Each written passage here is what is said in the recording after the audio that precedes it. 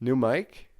New mic. Grand Theft Auto 5, or GTA 5 as the layman calls it, is a game made by a little company called Rockstar Games in 2013. I don't know if you've ever heard of them. I think they made like a table tennis game or something, maybe a cowboy game, but they're not really that well known. Now, I'm not gonna go on a long tangent telling you guys what GTA 5 is about, because as it turns out, everyone and their mother knows its premise. Speaking of mothers, a few of the people that watch my videos in the first place are some of my mom's friends on Facebook. So you know what? I am gonna explain Grand Theft Auto. Very quick and tip of the iceberg explanation. Grand Theft Auto is an open world simulation game that first started in 1997 as a top-down PlayStation 1 classic. Unfortunately, it garnered media attention for its portrayal of guns and violence. If you played the games though, then you would know that there's a lot more to it. Like, a lot more to it. Since then, it evolved into a household name, and boy did it come far. It's like watching little Joey grow up from his kindergarten class to his high school graduation. And then along the way, at around like 7th grade, Jay-Z sees him and goes, "Hey kid, want a private jet and a Rolls Royce?" And the kid's like, "You're not my dad." And then Jay-Z is like, "I am now, son. Come on, let's go watch baseball and listen to f***ing Mallsoft." I don't know. What makes Grand Theft Auto unique is the delivery and how it hands you open world environments based on real American locations such as New York, Miami, and California. It puts an emphasis on satire and parody, mocking American culture and the hypocrisy behind a lot of its core values.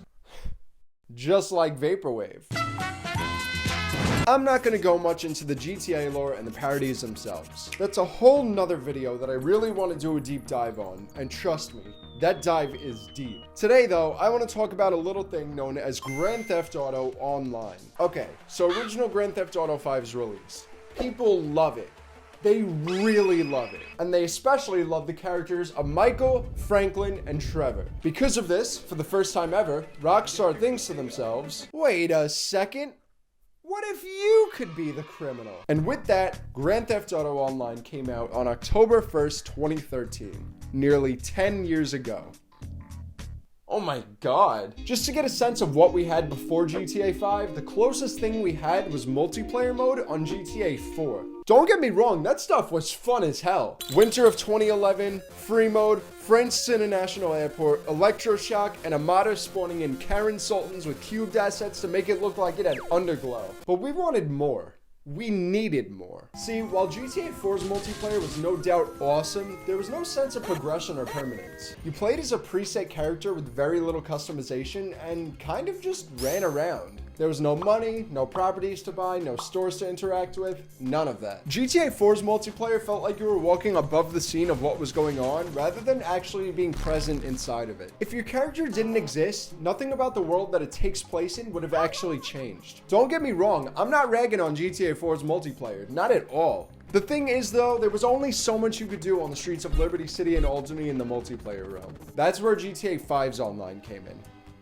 I love saying that phrase. As I said before, GTA games were always about progression. Maybe you started off as a small-time criminal, living in a cheap apartment. Over time, you make connections, you do some jobs for people, you move up the ladder, and then maybe eventually you end up in an even bigger apartment. Maybe GTA 3 wasn't exactly the best example of this. Whoops! The point is, while there was always the chance to move up in GTA games, whatever would happen would always be premeditated within the storyline. GTA Online was different in the fact that it let you choose your own path. You decided what cars to buy, what properties you would purchase, what jobs to take, what connections you'd make, and it would all be managed within a constantly evolving in-game economy. It's so crazy because little 12-year-old me remembers the days of Rooftop Rumble and Deal Breaker. Those days and nights spent grinding out missions to eventually buy a luxury sports car with friends that haven't been online since 2014. Jorbud 10, if for some reason you're watching this video, I miss you. This concept had never been done in a multiplayer setting before, so for nearly everyone, it was crazy. That's why when I went on Twitter a few months ago and saw that Rockstar was deciding to shut down the servers on the PlayStation 3 and Xbox 360 versions of the game,